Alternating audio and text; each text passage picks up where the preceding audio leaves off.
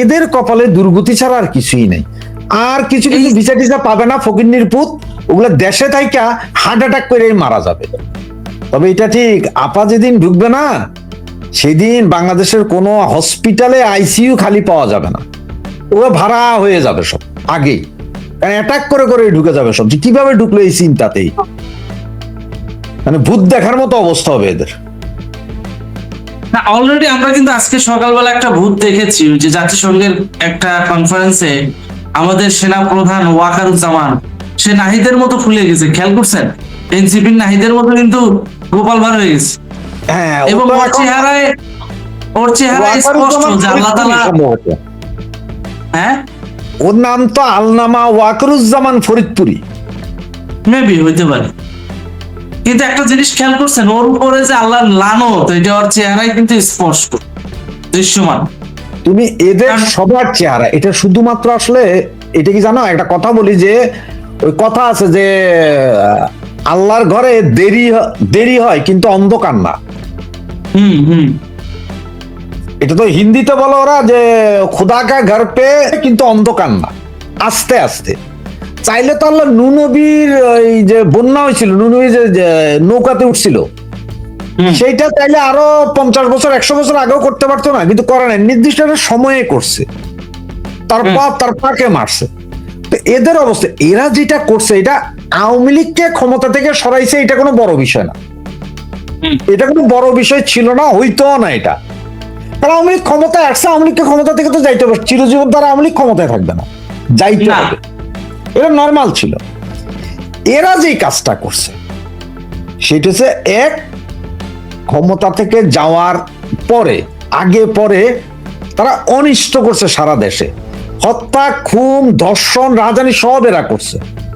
কত হাজার লোকের আকাশ কাঁপানো কান্না ছিল না, আকাশ কাঁপানো কান্না তো ছিল, কত আসমান কাঁপায় একেবারে কাঁপাকাঁপি। এটা কি মনে করো যে একজন লোক, এই যে যাদের অত্যাচার করছে তাদের মধ্যে একজন লোক কি ছিল না যার 2 হাতের তোলা কান্না, চোখের পানি আল্লাহ কবুল করছে? যদি বলে যে না ভাই এরকম হবে না, তার কথা হচ্ছে যে বলে যে মসজিদের একটা কাতারে 40 জন থাকলে একজনের মুনাজাত নাই কবুল হয়ে যায়। হজ করতে যায় লক্ষ লক্ষ লোক, কারো না কারো দোয়া কবুল হয়। আবার হুজুরেরা যখন দোয়া করে তখন দেখো যে আল্লাহ তুমি যার হাত পছন্দ, যার দোয়া কবুল করবা, ওই দোয়ার সাথে আমাদের গুলো কবুল করো, যার কারণে কি সবারটা ওই সময় কবুল হয়।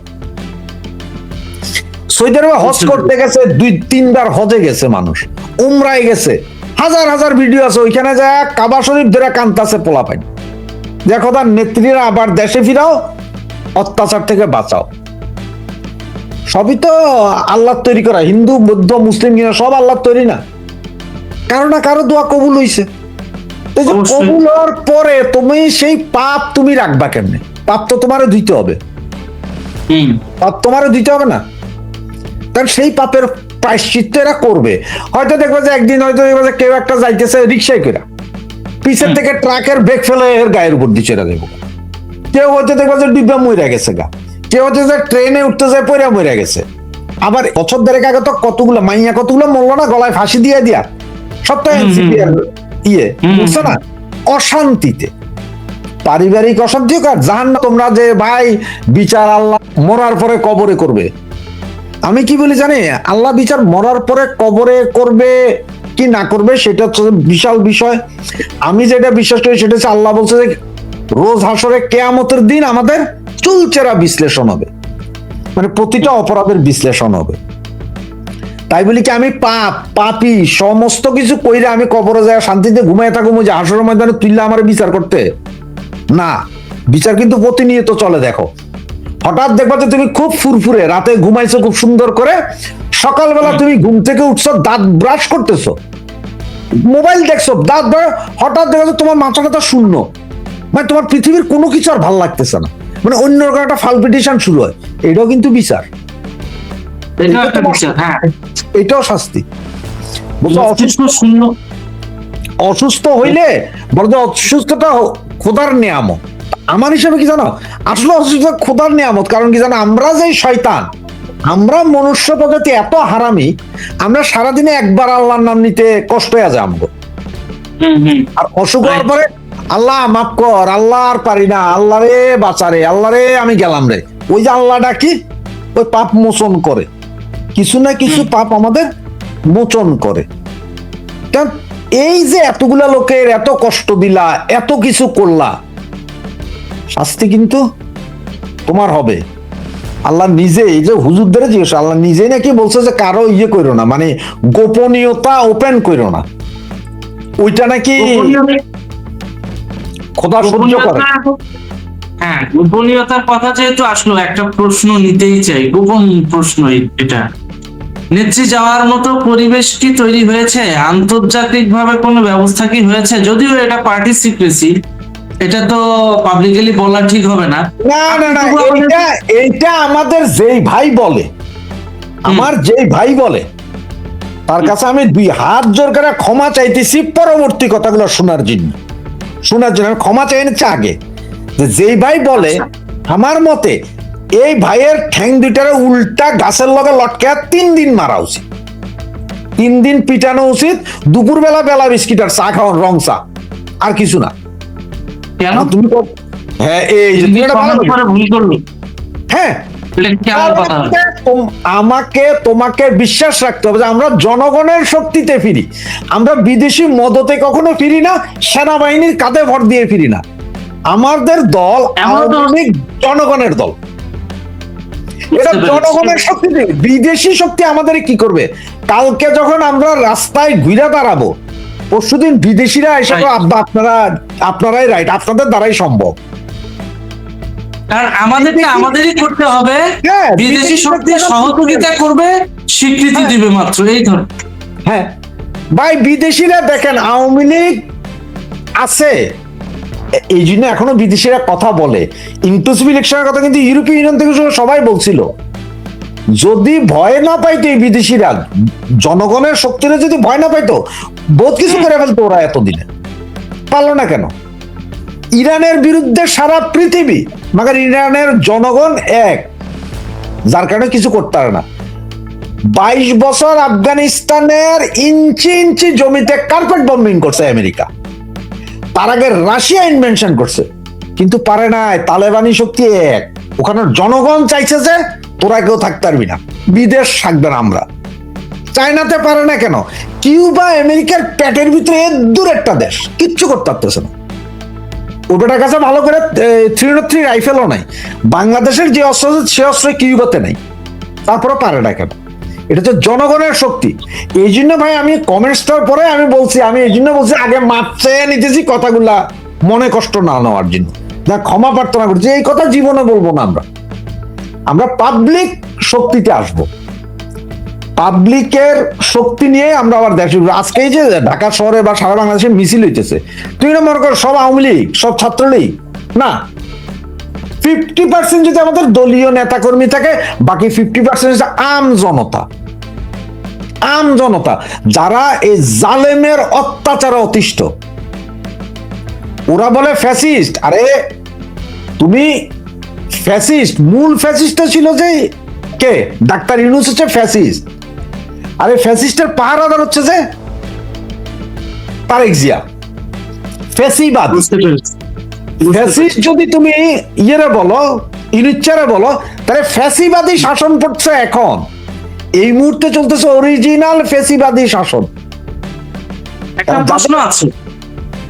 প্রশ্ন আছে, জনগণ বলেছে প্রধান ওনার নিরাপত্তা নিয়ে প্ল্যান কি রাশেদ ভাই? সেনাবাহিনী আবার সুযোগ পেলে তাকে তো তার বাবার মতো মেরে ফেলবে না তো?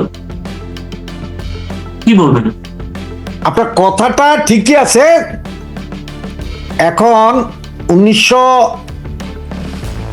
প্রথমবার যখন উনি ফিরে আসেন 81-82 সালে, ওই সময় ওনার পক্ষে কেউ ছিল না বাংলাদেশের জনগণ ছাড়া। ফ্রিডম পার্টির লোকজন 32 নম্বরে মুহু গুলি করে কয়েক হাজার ছিদ্র করে দিছিল। নেত্রী কিন্তু 32 নম্বরে ছিল তখন, আইসা বের করতে পারেনি, ওখানেই ছিল। সবচেয়ে মজার বিষয় ছিল চতুর জায়গায় ঘিরা রাখতো পোলাপাই। আমার নিজের দেখা চিটংয়ে, রাজশাহীতে, খুলনাতে আমি বেশ কয়েকটা মিটিংয়ে গেছিলাম। ওখানে আমাদের কোনো এসএসএফ ফোর্স বা পুলিশ ফোর্স ছিল না, ছাত্রলীগ যুবলীগের পোলা পাইনি বীরের মতো এভাবে দাঁড়াই থাকতো, আশপাশে ঘিরা রাখতো যাতে কেউ ইয়ে করে না। 17 বছর আওয়ামী লীগ ক্ষমতায় থাকার কারণে আমরা মনে করছি, বা আমাদের মনে এটা নর্মালি আসে যে কারো মনে, যে ধর কে কি করবে, আমরা তো আছি, আরে সব আপা আছে। 24-এর 5ই আগস্টের পর এই ভুলটা ভাঙছে তো, যে বেঈমান আমাদের ভিতরে সবসময় আছে। সুতরাং আপা যেদিন আসবে সেদিন দেখবেন আমরাই ওনারে সিকিউরিটি হব, আর উনি ওই যে মুকুট পরা সম্রাজ্ঞী হিসেবে আসবেন। আর উনার মুকুট হবে কারা জানেন? এই তৃণমূলের কর্মীরা, জনসাধারণ, আম পাবলিক হচ্ছে যে ওনার মুকুট। তার মানে জননেত্রী শেখ হাসিনা আবারও ফিরবে তৃণমূলের আপা হিসেবে। অবশ্যই তৃণমূলের আপা হিসেবে। এবং এই যে বললাম 17 বছরে একটা ইয়ে তৈরি হয়ে গেছিল, কিছু ওই লোক ওনাকে ব্যারিকেড করে ফেলেছিল, যেটা উনি তো পরে বুঝতে পারছেন। এখন উনি বুঝছেন, সবার সাথে কথা বলতেছেন উনি। উনি কিন্তু 81 সালে যখন ফিরে আসছেন তখনও এইভাবে তৃণমূলের সাথে কথা বলেন নাই। উনি 96-তেও কথা বলেন নাই, উনি 2001-এও এইভাবে কথা বলেন নাই। এইবার এই 2 বছরে উনি যেভাবে প্রতি সেকেন্ডে কথা বলছেন। উনি সকাল 8:30 বাংলাদেশ টাইম, 8:30 থেকে 11:30 পর্যন্ত কন্টিনিউ 6টা নাম্বারের 6টা মোবাইল কনস্ট্যান্টলি উনি কথা বলেন। অনেকে বলতে পারেন ভাই আমি চেষ্টা করতেছি পাইতেছি না। আরে ভাই তুমি বা আমি যখন যে নাম্বারে ফোন দিই, হয়তো অন্য আরেকটা নাম্বারে উনি কথা বলতেছে, দেখতেছে, এবং এমনও দেখা গেছে যদি ধরতে না পারলে রিটার্ন ব্যাক করেছে। আমি পাইছি 4 দিন পরে, আমি কল করে পাই নাই, আমি মেসেজ দিলাম জাপা এই 4 দিন পরে আমি কল রিসিভ করছি ওনার। কিন্তু আমি ওই যে একদিন দিয়া মেসেজ দিয়ে আমি আর কল দেই নাই, কারণ আমি জানি উনি ব্যস্ত। 4 দিন পরে সকালবেলা একদম ঠিক ইন্ডিয়ান টাইম 8:30, ইন্ডিয়ান টাইম 8:30, আমি বুঝলাম যে এটা উনি, কারণ এই সকালে আমারে কেউ ফোন দিবে না। এবং আমি 2বার কথা বলছি তোমার 4:30 তখন, আচ্ছা ইন্ডিয়ান টাইম 4:30, মানে তোমার ফজরের নামাজের ঠিক আগে, মানে তাহাজ্জুদের নামাজ পড়ার পরে ফোনটা ধরছেন। নর্মালি অনেক আগেই বলছেন যে এইবারই ওনার শেষ। গত 24-এর ডিসেম্বরে কাউন্সিল হইতো, কাউন্সিল হলেই হয়তো উনি অবসরে চলে যেতেন, মানে পার্টির নেত্রী হিসেবে থাকতেন, হয়তো অন্য কেউ সভাপতি হইতো, নির্বাচিত হইতো, উনি থাকতেন, সুপ্রিম লিডার থাকতো। এবং এই 2023-এর যে ইলেকশনটা হইলো এটাই ওনার লাস্ট ছিল। উনি বলছেন যে এরপর আর উনি ইলেকশনও করবেন না। এটা ঠিক ছিল, সবই ঠিক ছিল। এখন যে পরিস্থিতি, এই পরিস্থিতি উনি দেখলেন যে উনি যদি পার্টির লিডারশিপ ছেড়ে দেন তাইলে মানুষ হাহাকারে পড়ে যাবে, একেবারে সাধারণ জনগণ এদিন হয়ে যাচ্ছে।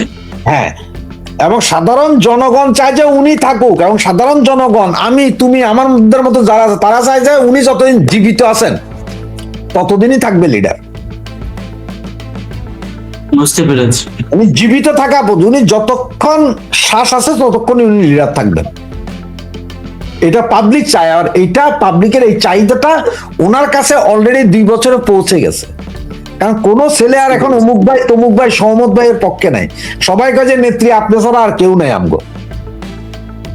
এখন সত্যিই তো তাই, আমরা তো দেখেছি 5ই আগস্টের পর এমন কোন আওয়ামী লীগ নেতা নাই যে দুটো কথা বলে আর কোনো কর্মীদেরকে সান্ত্বনা দিবে, এই ধরনের তো কিছু নাই। শুধু যে আওয়ামী লীগ এতিম হয়েছে নট লাইক দ্যাট, পুরো বাংলাদেশটা এতিম হয়ে গেছে, পুরো দেশের জনগণ এতিম হয়ে গেছে, এতিম জনগণ হয়ে গেছে, জনগণ এতিম হয়ে গেছে। এখন অনেক বড় বড় নেতারা অনেক গলাবাজি করে, বিভিন্ন জায়গায় টক শোয়ে আসে, আমি মাঝে মাঝে হাসি।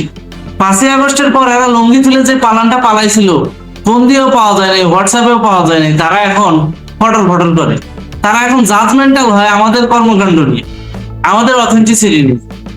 চিন্তা করা যায়, দেখো এরা জাজমেন্ট করে, বহুত কিছু করে। তুমি নিজেও জানো যে আমার নামে একটা পোস্টার দিয়ে আমি গুপ্ত, আমি জামাতের এজেন্ট মেজেন্ট দিয়া আওয়ামী লীগের লোকজনই লেখছে, বিভিন্ন গ্রুপে দিছে না, তোমার আমি পাঠাইছি, আরো 2-3 জনে পাঠাইছি, আমি হাসছি। কারণ কি জানো, আমার কাছে এটা কিছু মনে হয় না। কেন?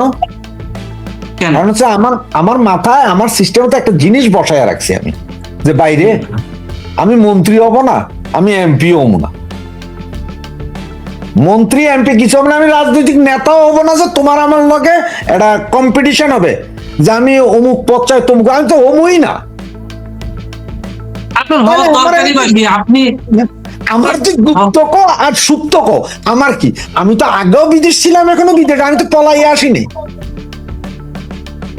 বুঝতে আমি তো পারছি। বীর দর্পে দেশ থেকে বেরোইছিলাম সেই 2000 সালে, মামলা মোকদ্দমায় সেই সময় পলাতক, সেই সময় আমি পলাতক, এটা স্বীকার করি আমি।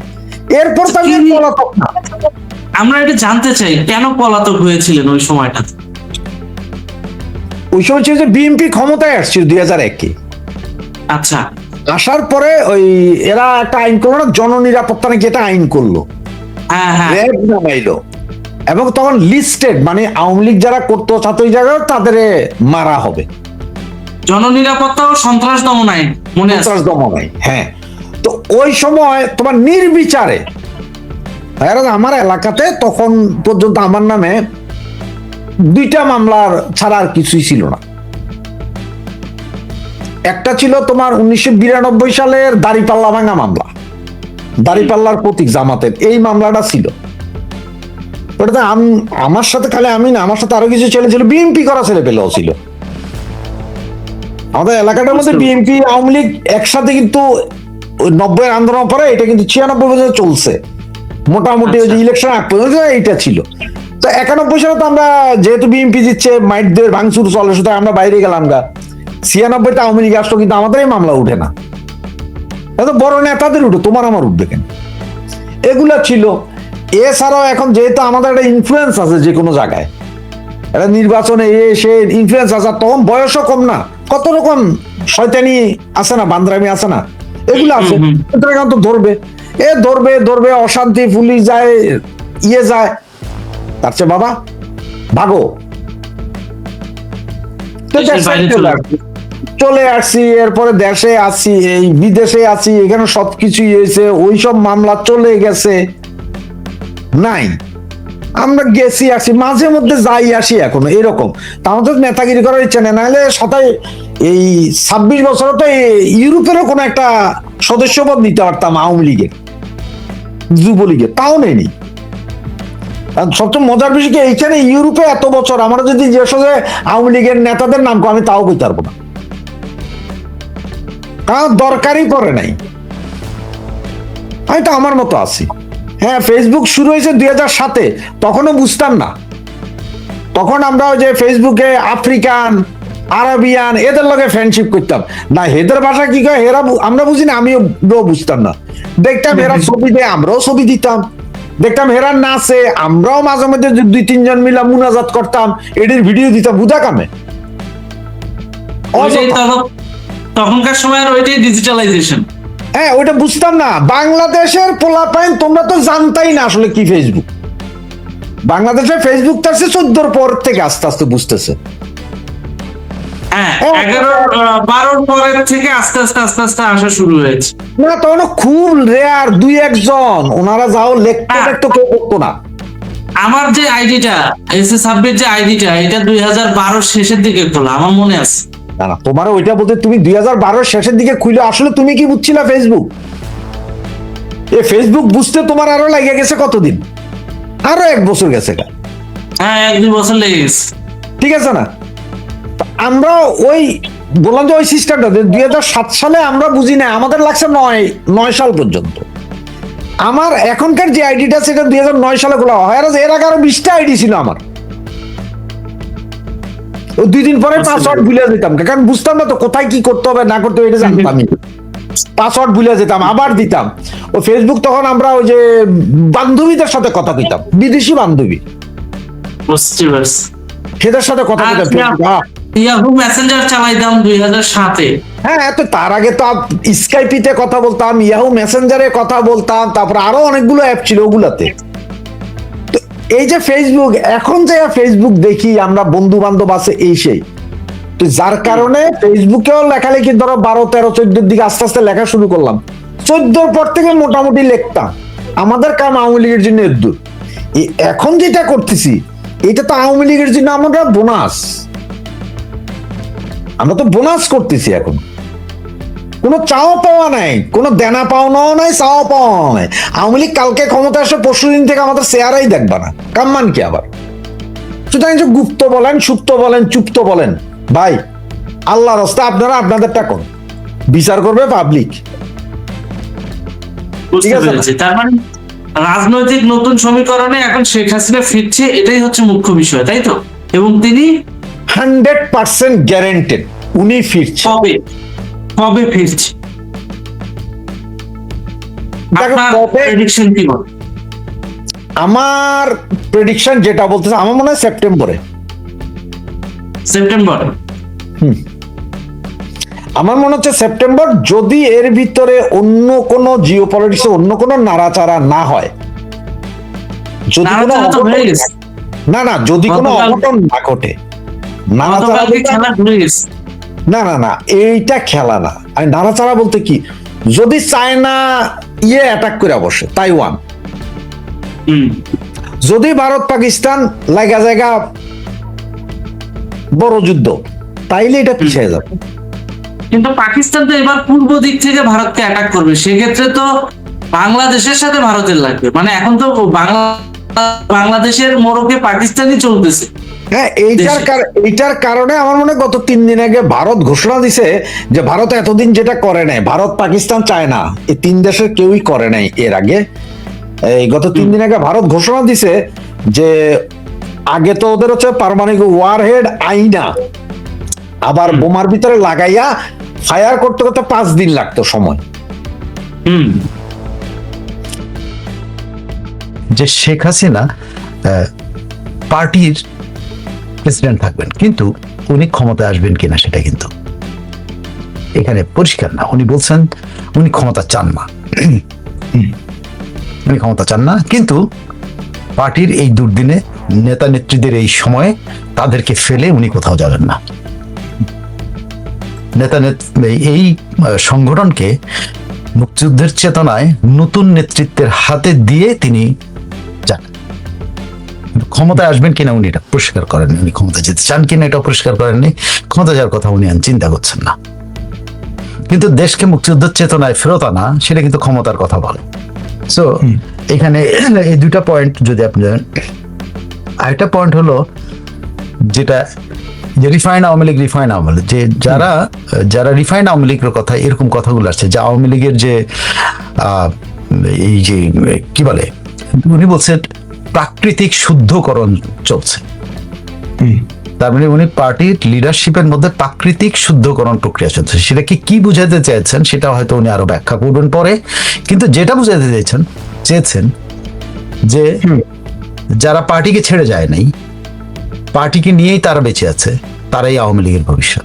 যারা চুপচাপ আছে, এইভাবে বলছেন, যারা লুকিয়ে আছেন, চুপচাপ আছেন, হ্যাঁ, তাদের জন্য আওয়ামী লীগ না। আবার এটাও বলেছেন যে নেতৃত্ব পরিবর্তন হবে কি আওয়ামী লীগ কাউন্সিলের মাধ্যমে, এটা কোনো মানে ইয়ের মাধ্যমে হবে না। সো এই ক্ষেত্রে দুইটা মেসেজ আছে। যে মেসেজটার মধ্যে হলো যে এই নেতারা বোধহয় নিজেরা না ছাড়া, এটাকে শেখ হাসিনা এটাই প্রাকৃতিক শুদ্ধকরণ, হয়তো এটা বুঝতে চাচ্ছেন যে এই নেতারা নিজেরাই চলে যেতে পারে, যারা চুপচাপ আছে, যারা পালিয়ে আছে, তারা নিজেরাই চলে যেতে পারে। এটা হলো ভোল পাল্টিয়েছে, এটাও বলছেন, ভোল পাল্টিয়েছে শব্দটা বলেছেন। এই ভোল পাল্টানো কাকে বলে? আমার তো ধারণা ওবায়দুল কাদের এই ভোল পাল্টানোর মধ্যে পড়ছে। হ্যাঁ, আমার ধারণা দুটো সেন্টেন্স বলছেন, ভোল পাল্টেছে।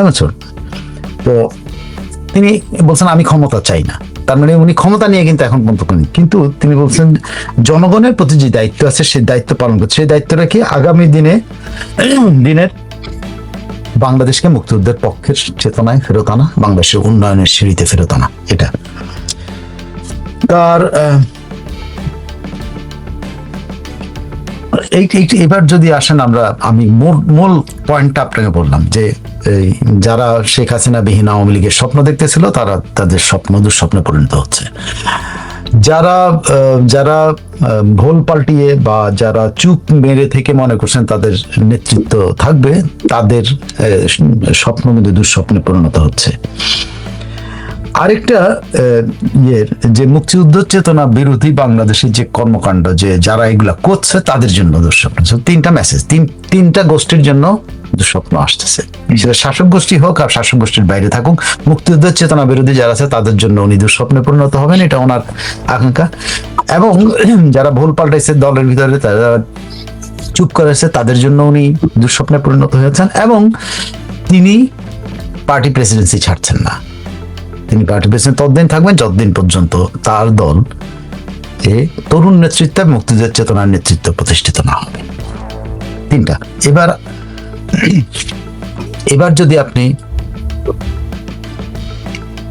ওনার বক্তব্য মানে প্রশ্ন ওয়াইজ বক্তব্যগুলো যে শুনেন, তাইলে আমার মনে হয় পুরো জিনিসটা আমি এখন পর্যন্ত যে সিনপসিসটা দিচ্ছি সেটা পরিষ্কার হয়ে যাবে, পরিষ্কার করতে পারবো। তিনি বলছেন যে বর্তমান পরিস্থিতি,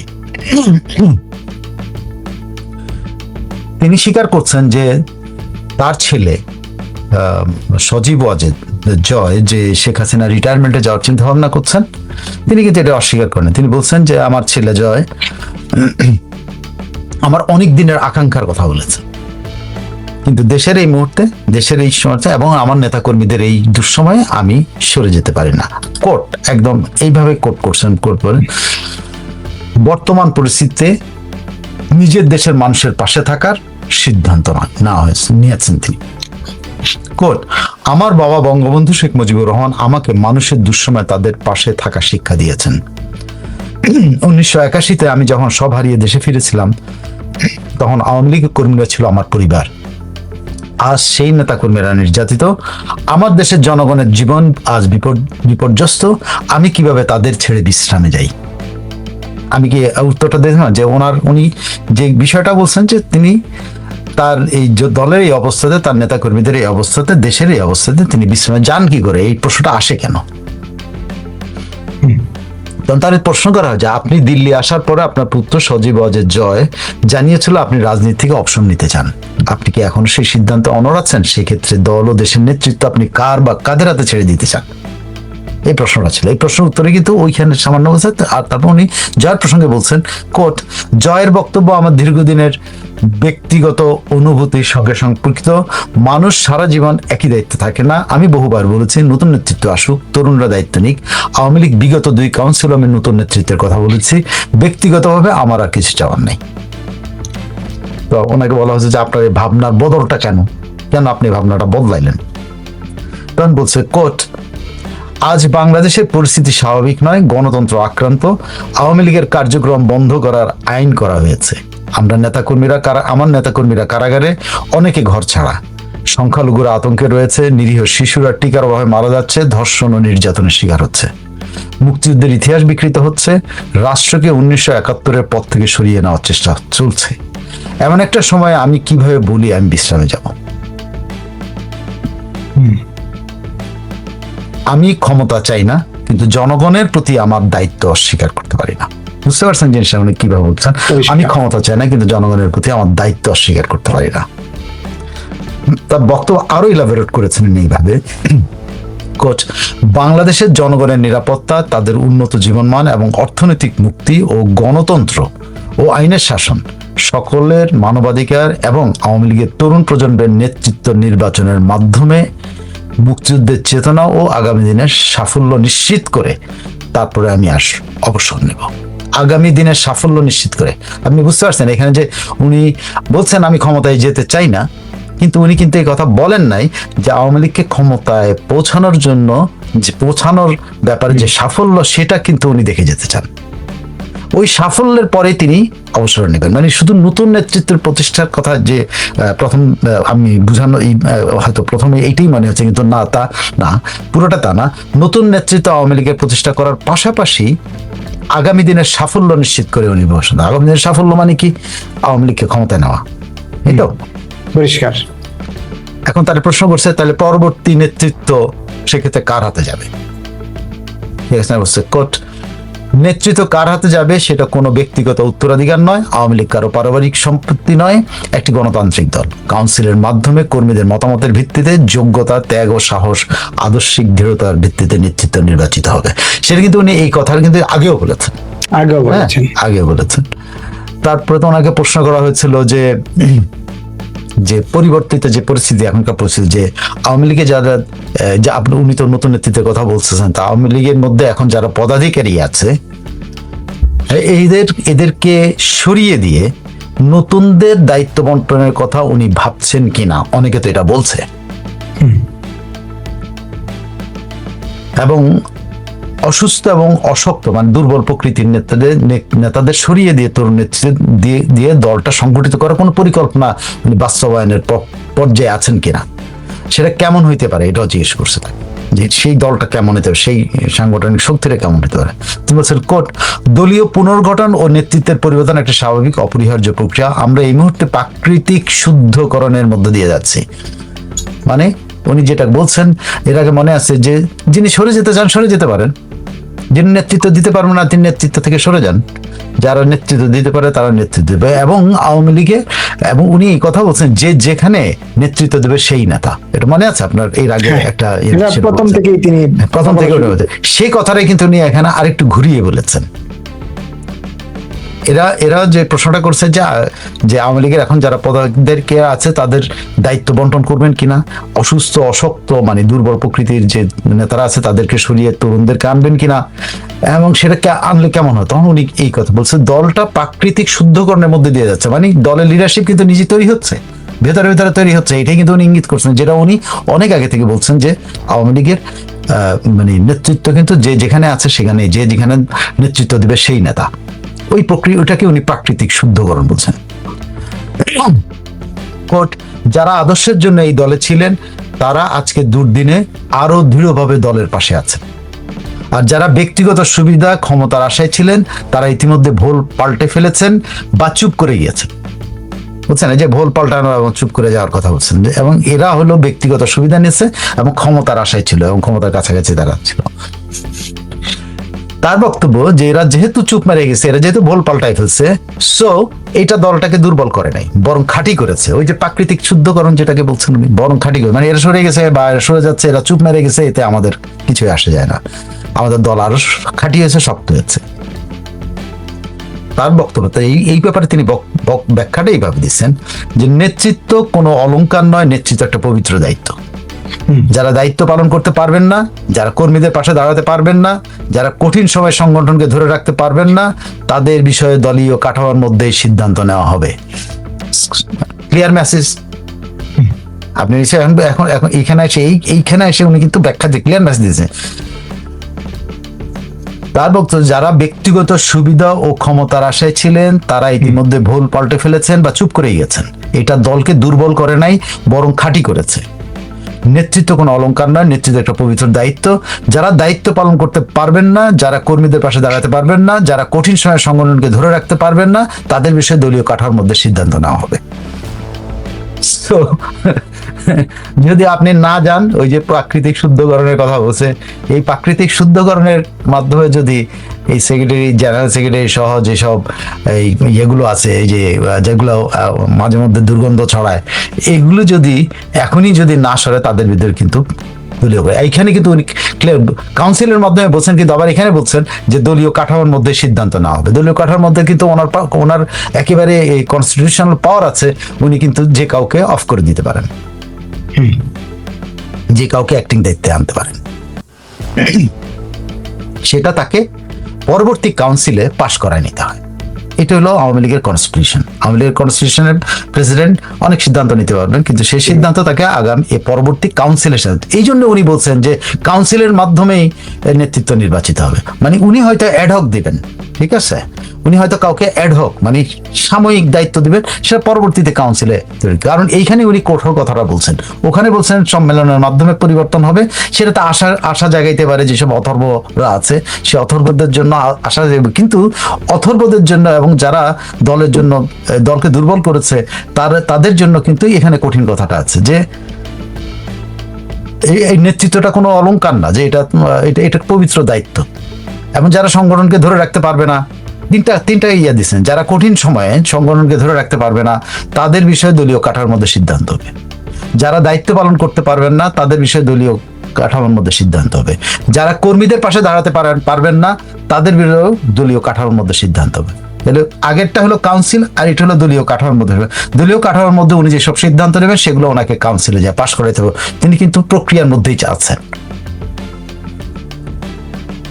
এবং উনি যারা জেল খাচ্ছেন এদের ব্যাপারে বলছেন, আমাদের অনেক প্রবীণ নেতা সারা জীবন দলকে দিয়েছেন, জেল খেটেছেন, নির্যাতন সহ্য করেছেন, তাদের অবদান কখনো অস্বীকার করা যাবে না, তাদের অভিজ্ঞতা আমাদের সম্পদ। আবার সবাই যেন ভয় না পায় এই জন্য ওনার কিছু কথা, এই কথাগুলো আছে। তিনি বলছেন যে যেটা দেশে গণতান্ত্রিক পরিবেশ ফিরিয়ে এনে নতুন কাউন্সিলের মধ্যে দলকে সুসংগঠিত করবেন, এটা হলো পার্মানেন্ট নেতৃত্ব যেটার কথা উনি বলছেন। নতুন প্রজন্মের মেধাবী দেশপ্রেমী মুক্তিযুদ্ধের চেতনায় বিশ্বাসী তরুণদের নেতৃত্বে নিয়ে আসা হবে। এই পরিকল্পনা ইতিমধ্যেই করা হয়ে গেছে। This plan is done. Okay, তার কথায় যেটা উনি বলছেন, কোট, তরুণ নেতৃত্বের বিষয়ে আমি সর্বদাই উৎসাহী। আমাদের অনেক তরুণ নেতারা আজ নিজ নিজ অবস্থান থেকে রাষ্ট্রযন্ত্রের সকল জুলুম, অত্যাচার, নির্যাতন মোকাবেলা করে দৃঢ়তার সঙ্গে আওয়ামী লীগের পতাকা ধরে রেখেছেন। এরাই আমাদের ভবিষ্যৎ। তৃণমূলকে কিন্তু উনি এখানে স্বীকৃতি দিয়েছেন, শুধু স্বীকৃতি দেন না, মানে তৃণমূলকে উনি ওন করেছেন যে এই তৃণমূল যারা আজকে মাঠে ঘাটে যারা নেতৃত্ব দিচ্ছে, মিছিল মিটিং করছে, তারাই কিন্তু তার ভবিষ্যৎ, এরাই আমাদের ভবিষ্যৎ। আমি আবারও বলি, তরুণরা যারা কাজ করতেছেন তাদের এই কথাটা এক্স্যাক্টলি উনি কি বলেছেন সেটা জানা উচিত। কোট, তরুণ নেতৃত্বের বিষয়ে আমি সর্বদাই উৎসাহী। আমাদের অনেক তরুণ নেতারা আজ নিজ নিজ অবস্থান থেকে রাষ্ট্রযন্ত্রের সকল জুলুম, অত্যাচার, নির্যাতন মোকাবেলা করে দৃঢ়তার সঙ্গে আওয়ামী লীগের পতাকা ধরে রেখেছেন। এরাই আমাদের ভবিষ্যৎ। সো উনি লিডারশিপ কিন্তু ডিক্লেয়ার করছেন, এখানে ডিক্লেয়ার করছেন যে লিডার কারা। ওই আগের যে কথাটা উনি বলেছেন সেটাকে এখন দৃঢ়ভাবে ডিক্লেয়ার করেছেন যে এরাই হলো আমার ভবিষ্যৎ। তার আরেকটা কথা হলো যে তাকে একটা যদি ইয়ে করা হচ্ছে, প্রশ্ন করা হচ্ছে, যদি আপনি শেষ দিকে, এটা এতক্ষণ পর্যন্ত আমি যা বললাম লিডারশিপের প্রশ্ন করলাম, এখন ওনার দেশে ফিরে যাওয়া, রাজনীতি শুরু করা কতটা সম্ভব তার পক্ষে? এরকম একটা প্রতিকূল পরিবেশে আপনি তাকে জিজ্ঞেস করছে যে আপনি তো ঘোষণা করছেন যে মাথা উঁচু করে খুব দ্রুত আপনি বাংলাদেশে মাটিতে ফিরবেন, তাহলে আপনার এই ঘোষণাটা কতটা বাস্তবসম্মত? আপনার এবং আপনার আওয়ামী লীগের অন্য নেতা কর্মীদের প্রত্যাবর্তন বা রাজনীতি কতটা বাস্তবসম্মত? এখানে উনি আরো কঠোর কথা বলছেন। কোট, পাকিস্তানি শাসকরা পারেনি, সামরিক শাসকরা পারে না, খুনিরা পারেনি, ষড়যন্ত্রকারীরা পারেনি, আজকের বিএনপি সরকারও আওয়ামী লীগকে মুছে ফেলতে পারবে না। উনি কিন্তু ওনার রাজনৈতিক প্রতিপক্ষের নামটা উল্লেখ করছেন যে ইনি কিন্তু একবারও কিন্তু ওই যে স্বাধীনতা বিরোধী জামাত আমাদের এদেরকে প্রতিপক্ষ মনে করেন, প্রতিপক্ষ তাকেই দেশে হলো বিএনপি। তার বক্তব্য হলো পাকিস্তানিরা পারে নাই, মিলিটারি রুলাররা পারে নাই, জিয়া এরশাদ পারে নাই, খুনিরা পারে নাই, মানে যারা বঙ্গবন্ধুকে হত্যা করছে তারা পারে নাই, এবং অন্যান্য যারা ষড়যন্ত্র করছে সবসময় তারাও পারে নাই। তো আজকের বিএনপি সরকারও আওয়ামী লীগকে মুছে ফেলতে পারবে না। সো আওয়ামী লীগ থাকবে, তার বক্তব্য হলো এটা। এবং তিনি বাংলাদেশের গণতান্ত্রিক পুনরুদ্ধারের সাথে যুক্ত হবে হলো তার প্রত্যাবর্তন। এটা কোনো ব্যক্তিগত বিষয় নয়, তার প্রত্যাবর্তনটাই একটা আন্দোলন। আমি একদিন আপনাদের বলছিলাম যে শেখ হাসিনার প্রত্যাবর্তনের ঘোষণাটাকে অনেকে বলছে তিনি যদি এই ঘোষণা বাস্তবায়ন, যদি এটা ওনার কথা যদি ঠিক না হয় তাহলে কেমন হবে, মানে উনি যদি আসলেই যে ঘোষণাটা দিয়েছেন সেই ঘোষণাটা মানে আদৌ যদি উনি বাস্তবায়ন না করতে পারেন তখন তো মানুষ বলবে যে উনি কথা দিয়ে কথা রাখে না, কারণ শেখ হাসিনা তো আগে কথা দিয়ে কথা রাখতো। বুঝতে পারছেন আপনি জিনিসটা? সেখানে কিন্তু উনি বলছেন যে তার প্রত্যাবর্তনের বিষয়টার সাথেই গণতান্ত্রিক অধিকার পুনরুদ্ধারের সঙ্গে সঙ্গে, মানে কি ইট ইজ এ মুভমেন্ট। আমি কিন্তু একদিন পর্যন্ত কিন্তু আপনার অনেক দর্শককে এই জিনিসটাই বোঝানোর চেষ্টা করেছে যে তিনি বলেন নাই এক্স্যাক্টলি উনি কবে ফিরবেন, 6 মাসের মধ্যে। উনি কিন্তু এই 6 মাসের মধ্যে বা উনি মাথা উঁচু করে ফেরার ব্যাপারটা একটা মুভমেন্ট। দিস ইজ নাও, এইটা একদম ক্লিয়ার, তার এই ডিক্লারেশনটা একটা মুভমেন্ট। তিনি বলছেন প্রত্যাবর্তন শুধু ব্যক্তিগত বিষয় না, তার বাংলাদেশের গণতান্ত্রিক অধিকার পুনরুদ্ধারের সঙ্গে যুক্ত। এবং সেখানে তিনি সংযোজন করছেন, জনগণ বুঝতে পেরেছেন আওয়ামী লীগই তাদের একমাত্র নিরাপদ আশ্রয়। এই জনগণের শক্তিতে বলিয়ান হয়ে আমি ফিরব, গণতন্ত্র ফিরিয়ে আনার গর্ব নিয়ে ফিরব, মানে কি দেশে পুনর্গঠনের দৃঢ় প্রত্যয় নিয়ে আমি ফিরব। তার মানে উনি একটা মুভমেন্টের কথা বলছেন, যে মুভমেন্টের মাধ্যমে দেশে প্রকৃত গণতন্ত্র ফেরত আসবে। উনি হয়তো ভবিষ্যতে একটা নির্বাচনের কথা বলছেন, যে একটা নির্বাচনের দাবি আদায় করে, আমার ধারণা মানে আমি আগাম অ্যানালাইসিসে আমার এটা মনে হচ্ছে যে গণতন্ত্র ফিরে আনার গর্ব নিয়ে ফিরে, মানে গণতন্ত্র ফিরে আনার গর্ব মানে কি, উনি একটা গণতান্ত্রিক বা অল পার্টি নির্বাচন, ইনক্লুসিভ নির্বাচনের কথাই উনি আসলে এখানে মিন করছেন, এবং এই গর্বটা নিয়ে উনি দেশে ফিরবেন এবং নির্বাচন, এবং উনি আমার ধারণা এখানে উনি যেটা বুঝাতে চাচ্ছেন মানে নিকট ভবিষ্যতে একটা নির্বাচনের সম্ভাবনা দেখা দিয়েছে, বা উনি আশা করতেছেন যে ওনার মুভমেন্টের মাধ্যমে একটা নির্বাচন দাবি আদায় করবে এবং উনি ব্যাক করবেন। Thank you. মোটামুটি তিনি তার অবস্থান, আগের অবস্থায় যা যা বলছিলেন সবগুলাই রিকগনাইজ করছেন। আমার মনে হচ্ছে এতক্ষণ শুনে, আপনার বিশ্লেষণ শুনে, যে আমরা শুরুর দিক থেকে বলছিলাম, তিনজন কথা বলা শুরু করেন তৃণমূলের নেতা কর্মীদের, যে যেখানে আছো, যেখানে স্লোগান ধরবা, দলের কাণ্ডারি হবা, তারাই নেতা। এখন সেটা তিনি আরো পরিষ্কার করলেন, এটা তো আপনি বললেনই। ফেরার ব্যাপারে মানুষের অনেকের সন্দেহ আছে, এটা বাত কা বাত বলার জন্য বলছেন যে কর্মীদের চাঙ্গা মুভমেন্ট, আমি অনেক আগে থেকে বলছি, এটা উনি সামনে একটা মুভমেন্টের ডিক্লারেশন দিয়েছেন যে উনি ফেরত আসবেন, নেতা কর্মী আন্দোলন করে তাকে ফেরত আনতে হবে। সো ওনার ফেরত আসার পরিবেশ কখন হবে? যখন বাংলাদেশে ইনক্লুসিভ রাজনীতির পরিবেশ তৈরি হবে, যখন বাংলাদেশে আরেকটা নির্বাচনের পরিবেশ হবে, তখনই তো উনি ফিরবেন। সেটাই তো উনি বলতেছেন, এখানে তো ক্লিয়ারলি এটা বলছেন, দিস ইজ এন মুভমেন্ট। হ্যাঁ, একটা গণতান্ত্রিক পরিবেশ পুনরুদ্ধার করে উনি ফিরবেন।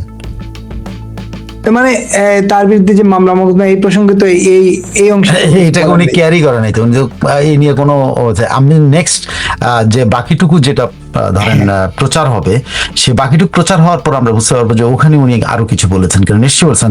এখানে একদম ক্লিয়ার। আমি আবার আপনাকে 3-4টা পয়েন্ট বলি। শেখ হাসিনা তার প্রত্যাবর্তনের বিষয়টা একটা মুভমেন্ট হিসেবে নিয়েছেন। শেখ হাসিনা আওয়ামী লীগের রাজনীতিতে পুনরায় আওয়ামী লীগের রাজনীতিতে ফিরে আসাটাকে একটা মুভমেন্ট হিসেবে নিয়েছেন, এবং ওনার পার্টির পুনর্গঠনটাকে উনি একটা মুভমেন্টের অংশ হিসেবে নিয়েছেন, যে মুভমেন্টটা তার কর্মীরা, নেতারা করছে, এবং যেটা উনি বলছেন যারা আজকে ফেস করতেছে তারাই কিন্তু আমার ভবিষ্যতের নেতা, ক্লিয়ার করে দিচ্ছেন উনি। সো মাঠে যারা কাজ করতেছে, মাঠে যারা নেতৃত্ব দিচ্ছে, তারাই আওয়ামী লীগের ভবিষ্যৎ, তৃণমূলই আওয়ামী লীগের ভবিষ্যৎ। এবং উনি সাময়িকভাবে হয়তো কোনো ওভারঅলিং করবেন, কিন্তু সেটা আবার উনি কংগ্রেসে নিয়ে, বা ওনাদের কি বলে, কংগ্রেসই তো বলে, তাই না, ওই কংগ্রেসে নিয়ে পাশ করাবেন, কাউন্সিলে পাশ করবেন, কাউন্সিলে নিয়ে পাশ করবেন। তার মানে এখন বর্তমান নেতৃত্ব রীতিমতো মানে বয়স্ক নেতৃত্ব, বার্ধক্যজনিত নেতৃত্ব, এগুলোর বাইরে নতুন নেতৃত্বই, তরুণ নেতৃত্বের প্রতি তার বয়স্ক নেতৃত্ব বলে উনি ইয়ে করেন। উনি বলছেন বয়স্করা তাদের অভিজ্ঞতা, তারাও দলে থাকবেন। মানে উনি বলছেন যে যারা পাচ্ছে না, যারা ভুল পাল্টিয়েছে, যারা সুবিধা নিয়েছে, এদের কথা উনি কিন্তু বয়স্কদের কোনো ইয়ে করেন না। উনি বয়স্কদের কথা কিন্তু বলছেন যে তারা আমাদের অভিজ্ঞতা, তাদের আমাদের দলে প্রয়োজন আছে। বয়স্কদের ব্যাপারে এবং জেল খাটাদের ব্যাপারে তিনি কিন্তু সঠিক ক্লিয়ার মেসেজ দিয়েছেন। এটা একদম তিনি মানে ভুল পাল্টিয়েছে, যারা সুযোগ সুবিধা নিচ্ছে তাদের ব্যাপারে খুব পরিষ্কার একটা বক্তব্য দিয়েছেন। কিন্তু অনেকে এখানে বলছেন যে এই যে প্রাকৃতিক শুদ্ধিকরণ, এইটা আপনাকে বলতে সাইফুল ভাই, এইটা কি সবাই বুঝবে? প্রাকৃতিক শুদ্ধকরণ বাংলাটা হয়তো বুঝতে পারবে না, কিন্তু আস্তে আস্তে বুঝবে। প্রাকৃতিক শুদ্ধকরণ বলতে শেখ হাসিনা যেটা বুঝাচ্ছেন, সেটা আমি বারবার বুঝছি, সেটা হলো উনি যেটা, এই যে তৃণমূল ধীরে ধীরে যে তৃণমূল উদ্ভাসিত হচ্ছে, এটা হলো প্রাকৃতিক শুদ্ধকরণ। উনি এটা তরুণ নেতৃত্বের কথা বলছেন, প্রাকৃতিক শুদ্ধকরণ। মানে উনি এই যে যারা বল পাঠাইছে, যারা এটা প্রাকৃতিক শুদ্ধকরণ হিসেবে চিহ্নিত করছেন। স্বেচ্ছায় বল পাল্টাইয়া চুপ আছে, অথবা মনে করেন 2 বছর পরে জেগে উঠছে, এখন হয়তো আবার দিন ফিরে আসতেছে, তারা হয়তো জেগে ওঠার চেষ্টা করছেন, তাদের ক্ষেত্রে উনি এগুলো বলছেন। আচ্ছা, আর একজন কেমিস্ট্রি কে তো বলছেন 65% নেতৃত্ব, প্রায় 65% নেতৃত্ব তৈরি হয়ে গেছে। আর নিশ্চয়ই মাজারুল ইসলাম আপনার উত্তর পেয়ে গেছেন, সাইফুল ভাই প্রাকৃতিক শুদ্ধিকরণ কি সাধারণ কর্মী সমর্থকরা বুঝতে পারবে? এটা নিশ্চয়ই এখন উত্তর পেয়ে গেছেন, সাইফুল ভাই অলরেডি উত্তর দিয়েছেন। আমি প্রথম প্রশ্নটাই আপনারটাই করেছিলাম।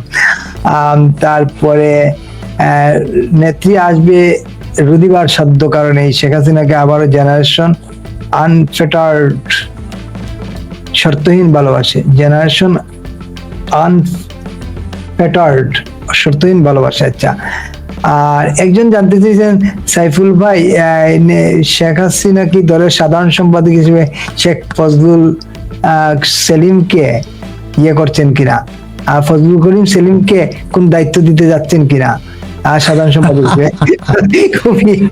আমি এইটুকু বলতে পারি যে আওয়ামী লীগের সেন্ট্রাল করে হয়তো মানে কংগ্রেস পর্যন্ত বা তাদের যে কাউন্সিল পর্যন্ত সেখানে পর্যন্ত কে কি থাকবে তাই না, তবে শেখ হাসিনা তার পরিবারের অনেককেই কিন্তু মাইনাস করবেন। এটা আপনাকে I can give you this message. এটা পরিষ্কার, এটা তৃণমূলেরও খুব শক্ত দাবি, কারণ তৃণমূলের সাথে তো উনি কথা বলেন রেন, তো শক্ত দাবি। তার আত্মীয় স্বজনের অনেকেই বাদ যাবে।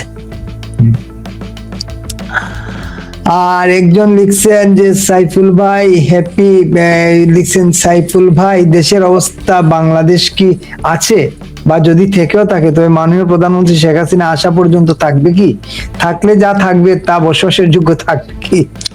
অনেক বছরের যোগ্য বানাতে হবে। 71 পরবর্তী ধ্বংসস্তূপ থেকেই তো বাংলাদেশ দাঁড়াইছিল। হ্যাঁ, আর সর্বানিধি একজনের উত্তর দিচ্ছেন, ওনার প্রশ্ন আমি করলাম না, সর্বানিধি ওনার নাম উল্লেখ করে বলছেন বঙ্গবন্ধু কন্যা শেখ হাসিনা সমর্যাদায় ফিরবেন, দেশে ফিরবেন, উনি বেঁচে থেকে স্বমহিমায় ফিরবেন। হ্যাঁ, ওই একজন প্রশ্ন করছেন হাসিনা ওয়ার্দা হাসিনা ওয়ার্দা। আচ্ছা, আর শেখ হাসিনা আরেকটা এবার নেতৃত্ব আসতে হবে তৃণমূল থেকে, বাইরে যারা আছেন তাদেরকে বয়কট করতে হবে। হ্যাঁ, তৃণমূলের নেতৃত্বই তো আসতেছে মনে হচ্ছে। তারপরে আরো অনেকে প্রশ্ন করছেন, অথর্বরা জানে তাদের জন্য অপেক্ষা করা হবে না।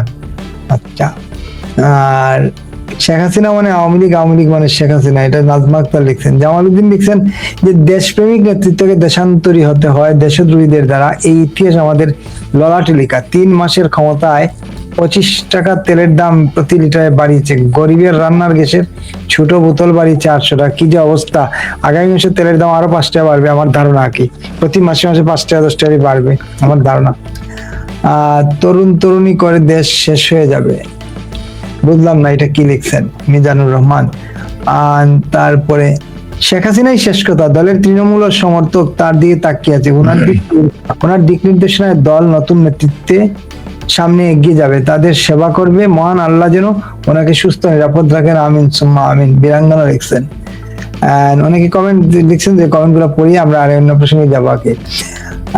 তারপরে লিখছেন খা বাঙ্গুরা খা, মার্কিন জ্বালানি খা, দেশপ্রেমিক শেখ হাসিনা দেশপ্রেমিক আর দরিদ্র অসহায় মানুষের হৃদয়ে আছেন, থাকবেন, যা ইতিহাসে একদিন স্বর্ণ করে লিখিত থাকবে। জেসমিন হোসেন লিখছেন, মাথা উঁচু করে স্বাধীনতার পক্ষের মানুষ আবার বাংলাদেশ পুনর্গঠন করবে, সেই আশায় প্রতিটি প্রহর অপেক্ষা করছি। জয় বাংলা, জয় বঙ্গবন্ধু, জয় শেখ হাসিনা। ওনার কমেন্ট এটা। স্যার আপনাকে প্রশ্ন করছেন নাজমা আক্তার, বিএনপি সরকার আওয়ামী লীগকে মুছতে পারবে না, একথা দিয়ে কি প্রমাণিত হয় যে জামাত থেকে বিএনপি খারাপ বেশি? বিএনপি সরকার শেখ হাসিনা বলছেন যে বিএনপি আওয়ামী লীগকে মুছতে পারবে না, বলছেন না আপনি? কথাটা তো বলছেন যে শেখ হাসিনা বলছেন সামরিক শাসন পারে নাই, 75 ইয়ে করে পারে নাই, এরশাদ জিয়া কেউ পারে নাই, এই বিএনপি সরকারও পারবে না। এই নাজমা আক্তার এই কথাই বলছেন, একথা দিয়ে প্রমাণিত হয় যে জামাত থেকে বিএনপি খারাপ বেশি না, রাজনৈতিক প্রতিপক্ষ হিসেবে তো বিএনপি বড়, বিএনপি প্রধান। বিএনপি মিক্সচার হচ্ছে, বিএনপি হলো অ্যান্টি আওয়ামী লীগের একটা মিক্সচার দল।